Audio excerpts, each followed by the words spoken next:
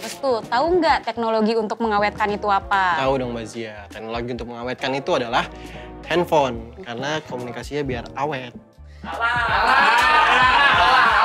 Bukan dong Mas Restu. Bukan ya? Dengar nama Bu Sondang ini saya selalu pengen main basket. Itu slam dunk. Saya restui kamu menghina saya. Mas Untuk Restu Erick Thohir. Sterilisasi komersial memang umumnya suhunya itu di sekitaran 121 derajat Celcius. Walaupun sebenarnya tidak harus suhu itu, tetapi nantinya prosesnya bisa kita kuantifikasi. Jadi kita itu melindungi masyarakat dengan memastikan janjinya produsen gitu ya, bahwa dia akan menjamin keamanan pangan itu dilakukan. Gitu.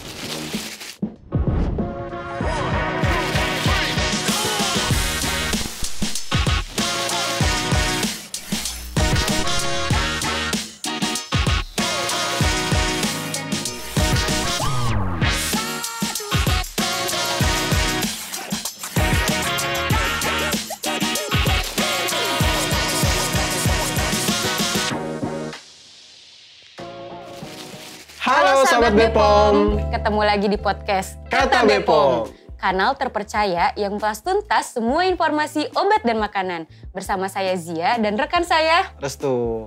Pokoknya selalu ingat kalau ada informasi atau berita seputar obat dan makanan yang katanya, kata dia, kata doi atau kata siapapun, daripada katanya-katanya, mendingan Kata Bepom. Nah sahabat Bepom, di episode kali ini kita akan membahas seputar makanan nih, tepatnya teknologi untuk mengawetkan. Nah Mas Restu, tahu nggak teknologi untuk mengawetkan itu apa? Tahu dong Mbak Zia, teknologi untuk mengawetkan itu adalah handphone, karena komunikasinya biar awet. Bukan dong Mas Restu, Bukan ya? kalau handphone itu untuk menjaga komunikasi biar hubungannya awet Oke. Mas. Bukan ini. Oke, ya. Bukan. Ya.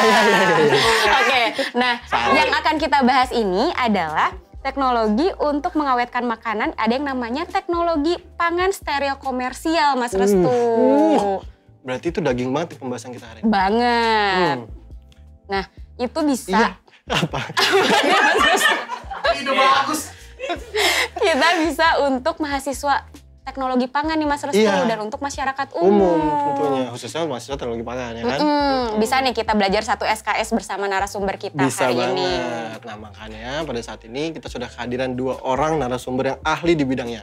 Di sebelah saya sudah ada Ibu Direktur Pengawasan Produksi Pangan Olahan, Ibu Sondang Widya Estikasari. Halo, selamat pagi Mas Restu, Pagi, Mbak Zia. Bu. Halo, Selamat sahabat pagi, Bu. Bepom. Halo Sahabat Bepom. Nah kalau dengar nama Bu Sondang ini saya selalu pengen main basket. Itu slam dunk, Mas. Saya restui kamu menghina saya. Mas Untuk Erick Restu Thohir. Yaudah Mas, kita kalau di sebelah saya ini nih ada Profesor Eko Haripurnomo selaku guru besar di Institut Pertanian Bogor di bidang karakteristik fisik pangan. Nah, Prof Eko ini aktif dalam berbagai penelitian tentang proses pengolahan pangan di Indonesia. Wow. Nah, Mas Restu tahu nggak kalau penelitiannya ini tercatat telah dikutip sebanyak 754 kali nih Mas. Nah, Mas Restu tahu nggak siapa penemu pasteurisasi? Wih, Prof Eko. Bukan dong.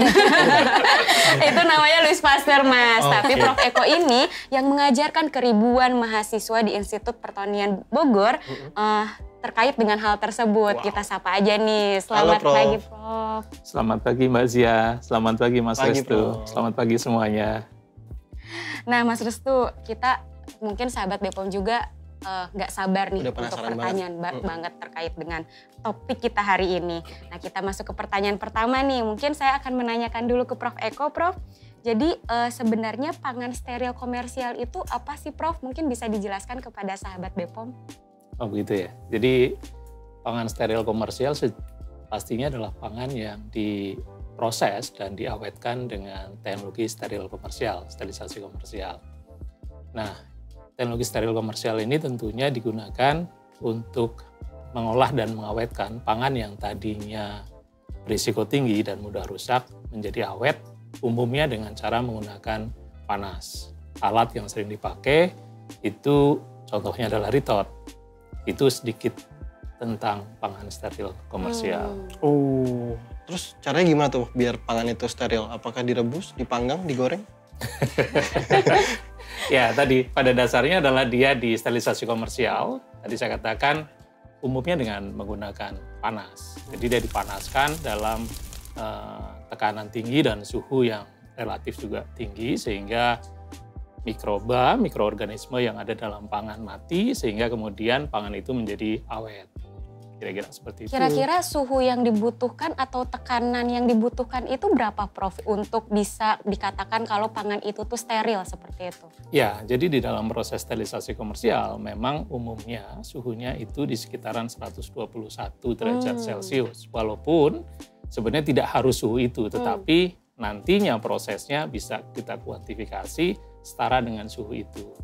Berarti nggak ada suhu tertentu atau misalnya tekanan tertentu ya, Prof ya? Jadi Suhunya, tergantung. betul, suhunya pasti tinggi, umumnya akan di atas 100. Biasanya di sekitaran 121 derajat Celcius. Walaupun nanti bisa bervariasi dan disesuaikan dengan kombinasi waktunya. Karena itu kan membunuh tadi mikroba. Kalau untuk waktunya sendiri, Prof, biasanya berapa lama nih? Misalnya apakah 1 jam misalnya untuk agar pangan itu ternyata steril gitu? Ya, jadi kombinasi suhu dan waktu yang digunakan untuk mensterilisasi produk pangan itu akan bervariasi dan kalau ditanya tadi kisarannya gitu ya, kalau kisaran antara sekitar 1 jam, 2 jam gitu ya, tetapi lebih tepatnya itu yang harus ditentukan secara tepat untuk masing-masing produk pangan. Dan bahkan masing-masing industri pun nanti kombinasi suhu dan waktunya belum tentu sama. Karena banyak faktor tuh yang menentukan berapa suhu dan waktu yang diperlukan. Tetapi ada persyaratan minimal tuh yang dikeluarkan oleh Badan POM gitu ya, bahwa berapapun kombinasi suhu dan waktunya, tapi nantinya nilai F0-nya, ini agak teknis, nilai F0-nya itu minimal 3 menit. Itu artinya apa? Berapapun kombinasi suhu dan waktunya harus memberikan proses pemanasan yang setara dengan pemanasan pada suhu 121,1 selama 3 menit. Tapi itu harus dicatat, itu adalah suhu produknya, bukan suhu alatnya. Nah itu yang kemudian mungkin nanti akan perlu didiskusikan lebih detail, tapi intinya ada syarat tadi, dosis panasnya gitu kira-kira minimal 3 menit pada suhu 121,1. Kalau itu kan tadi Prof bilang minimal ya 3 menit. Kalau misalnya industri pangan olahan itu mau mengubah menjadi 2,8 menit misalnya dalam suhu 212 itu boleh nggak, Prof? Oke, nah kan jelas tuh aturannya bunyinya minimal segitu. Nah kalau di bawah itu ya nggak boleh. Tidak memenuhi syarat minimal dong. Kalau 212 bukan makanan, Mbak Zia, kapak yang keluar. Oh iya, Wiro Sableng ya, Mas. Oke. Kita sekarang ke Bu Sondang nih. Iya. Bu Sondang, Iya, BPOM gimana, ngatur nggak Bu? Produk apa aja yang wajib disterilisasi komersial? Nah, ada aturannya. Jadi memang tidak semua harus pakai proses sterilisasi komersial. Itu sebenarnya ada yang wajib dan mungkin ada juga karena dia ingin mengembangkan produknya ya. Jadi yang wajib itu adalah sesuai dengan peraturan Badan POM 27 tahun 2021 tentang persyaratan pangan olahan berasam rendah dikemas hermetis. Yang wajib itu adalah pangan yang punya 4 karakteristik ini. Jadi nggak boleh salah satu, nggak ada.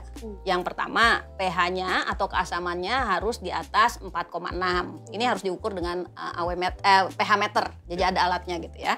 Yang kedua, aktivitas airnya itu harus lebih besar daripada 0,85. Ini juga ada alat ngukurnya namanya AW meter. Nah, yang dua lagi biasanya bisa kita lihat secara kasat mata, yaitu dia hermetis ya, biasanya kita lihat tuh yang dikemas kedap udara gitu ya.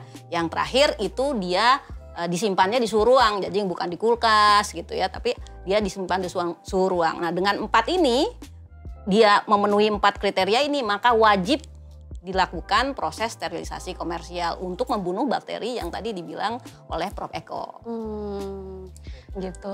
Nah Bu, ini kan kalau misalnya yang saya tahu nih Bu, kalau misalnya terkait dengan pangan yang cepat rusak nih di suhu ruang, misalnya seperti daging nih, unggas, ikan, telur dan sayuran, berarti itu kalau misalnya dikemas dalam produk pangan olahan itu harus memenuhi ketentuan yang Ibu sebutkan seperti itu, Bu? Sepanjang kriterianya 4 tadi. Jadi ada kayak buah-buahan dalam kaleng. Nah, dia kan terlihat dalam kaleng ya, disimpan di suhu ruang juga. Tapi dia tidak termasuk dalam itu kalau kita cek karena umumnya keasamannya, pH-nya itu dia asam di bawah 4,6. Jadi dia keluar dari situ gitu. Tapi kalau duit tadi daging, unggas, ikan, telur, dan apa tadi? Sayuran. Nah, singkatannya duits, Bos. Duits ya. Karena singkatannya bukan jadi awet, Mas ya. Justru jadi nggak awet Jadi ya, Mas awet, ya? tapi di rekening bukan di iya benar. bukan di suruang ya. Jadi mudah diingat nih singkatannya tuh duits untuk Coba. pangan Duits. yang tidak awet di suhu ruang gitu ya, Mas. Atau ya? duitnya coba masukin ke retort, mungkin awet. Jangan di rekening. Iya. Nah, Mas Restu, aku mau nanya nih lanjutan dari ke Bu Sondang nih. Jadi Bu, bagaimana BPOM ini memastikan ke produsen pangan steril komersial memproduksi sesuai dengan aturan yang sudah ada gitu, Bu? Nah iya, jadi kita tahu ini pangan steril komersial itu adalah pangan olahan risiko tinggi ya. Kenapa? Karena ada suatu bakteri khusus yang namanya Clostridium botulinum yang bisa menghasilkan toksin botulin. Nah ini berbahaya sekali dan itu menjadi perhatian secara internasional ya.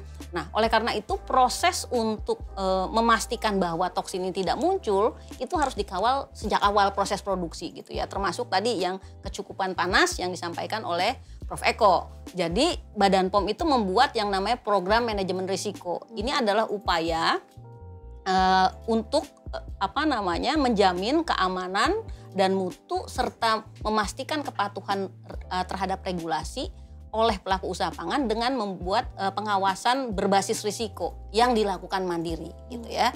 Nah, sehingga nanti sistem ini terbangun di perusahaan gitu ya, di sarana produksi dan masing-masing pihak yang bertanggung jawab di tiap rangkaian proses produksi itu sudah melakukan bagiannya untuk menjamin keamanan pangannya gitu. Menarik nih. Tadi kan Bu Sondang bilang kalau PMR ini diaplikasikan ke industri dan UMK nih Bu. Nah, kan ada perbedaan nih yang signifikan antara mereka berdua tuh.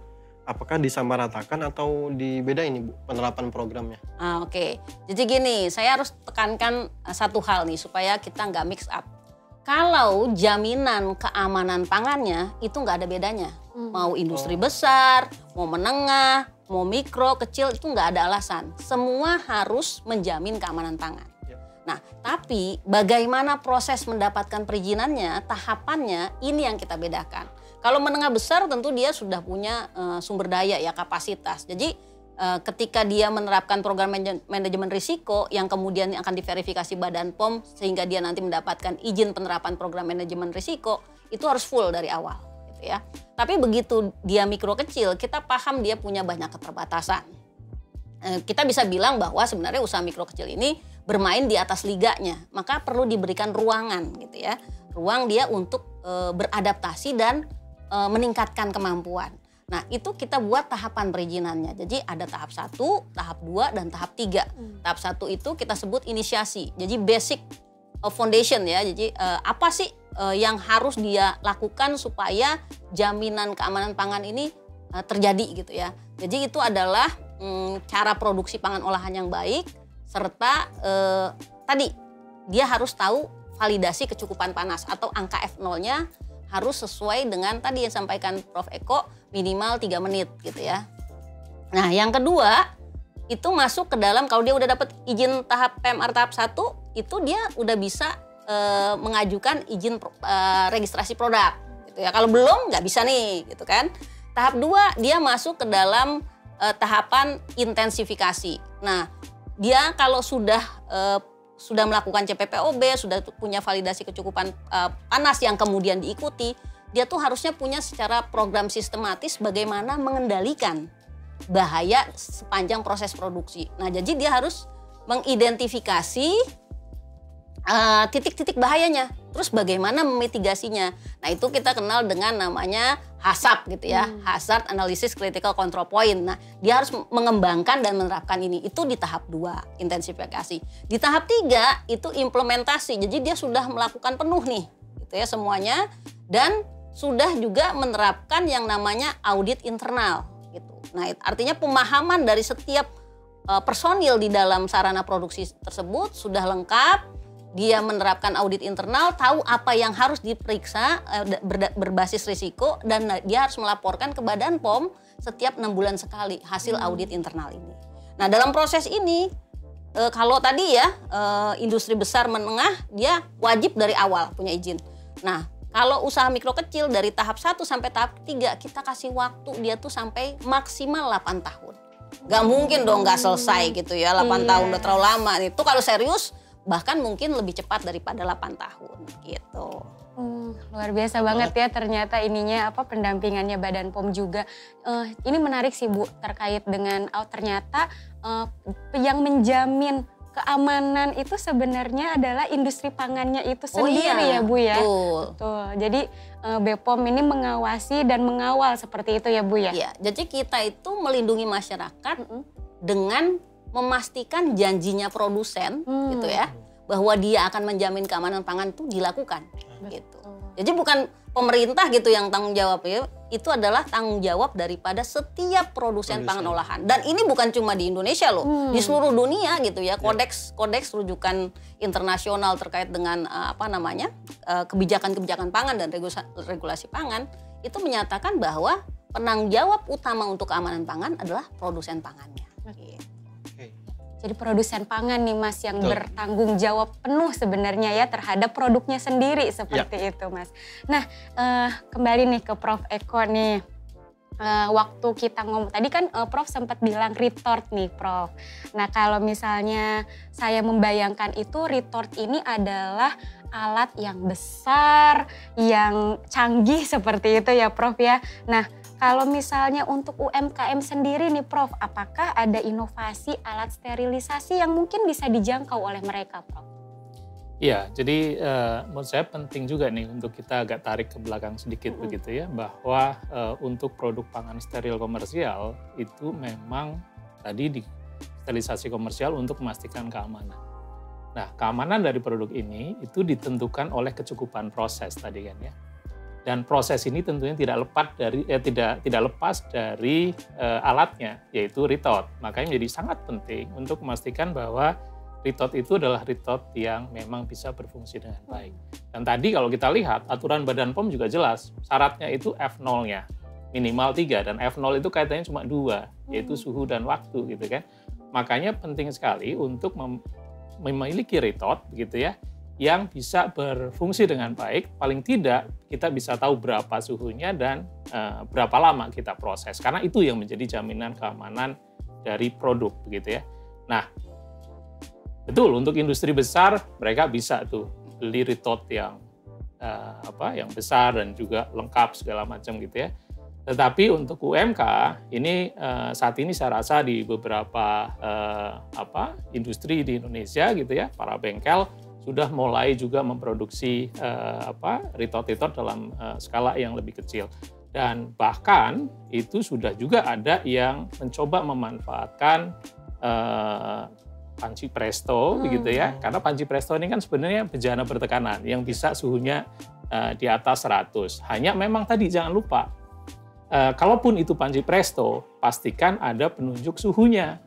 Karena kecukupan dan keamanan produk itu jaminannya dari suhu dan waktu. Ya, jadi harus ada penunjuk suhunya. Nggak bisa kita katakan sudah di presto, suhunya berapa? Nggak tahu.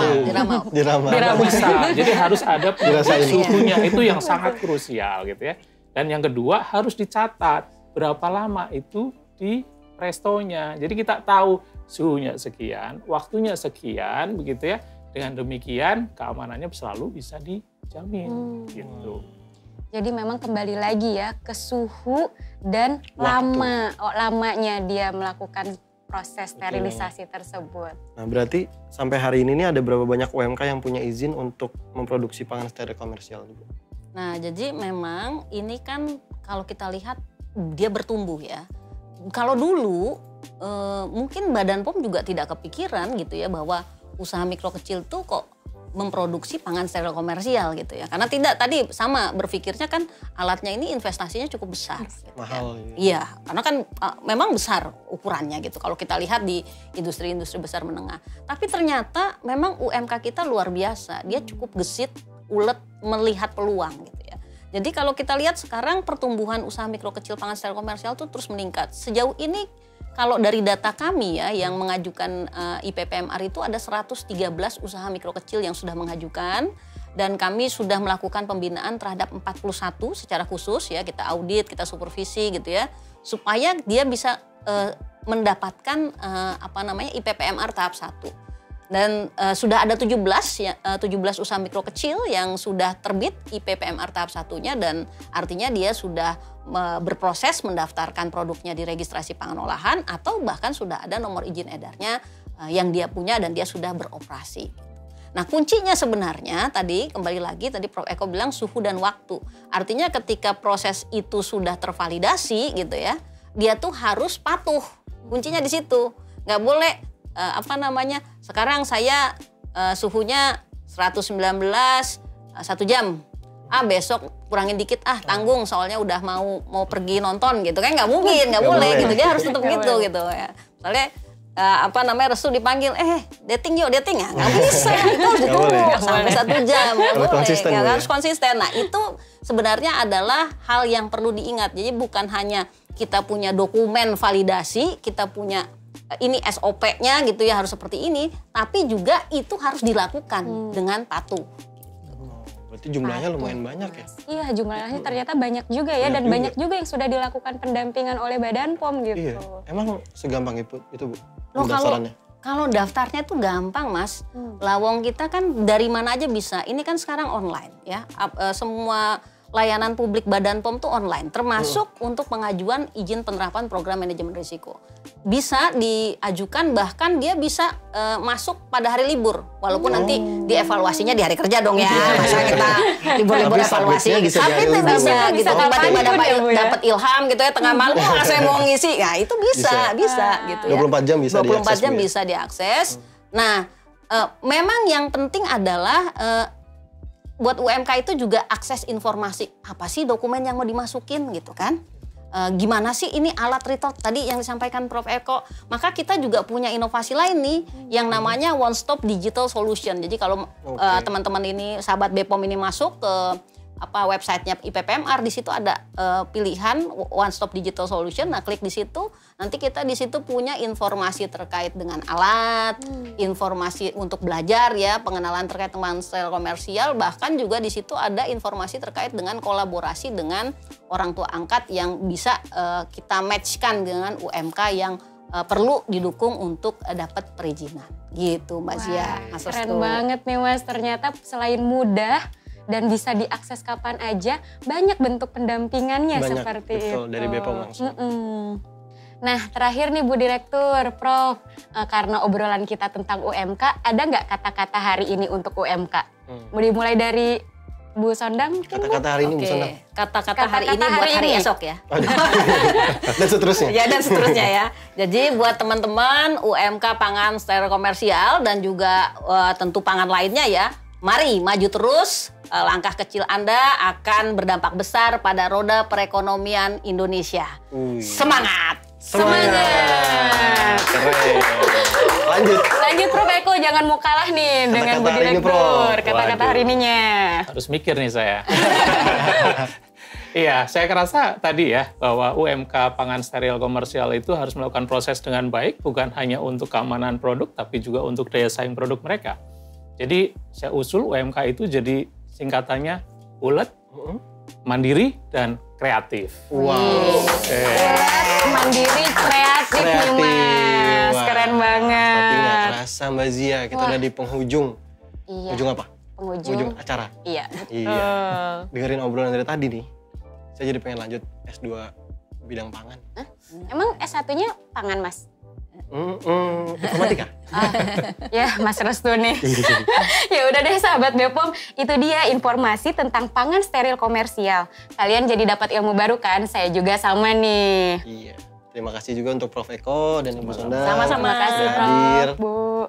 Nah sahabat BPOM, ayo kita dukung UMK kita agar mereka semakin maju dan agar mereka dapat menerapkan teknologi pemrosesan yang juga maju. Serta jadilah konsumen Indonesia yang cerdas dalam memilih produk obat dan makanan yang berkualitas. informasi seputar obat dan makanan, jangan dengerin katanya, kata dia, kata mereka, tapi pastikan kata Bepom. Jangan lupa subscribe channel official Bepom di YouTube dan bagikan episode ini ke sosial media kamu karena obat dan makanan adalah tanggung jawab Kita bersama. Sampai jumpa di episode berikutnya. Bye-bye. Dadah. Bye-bye.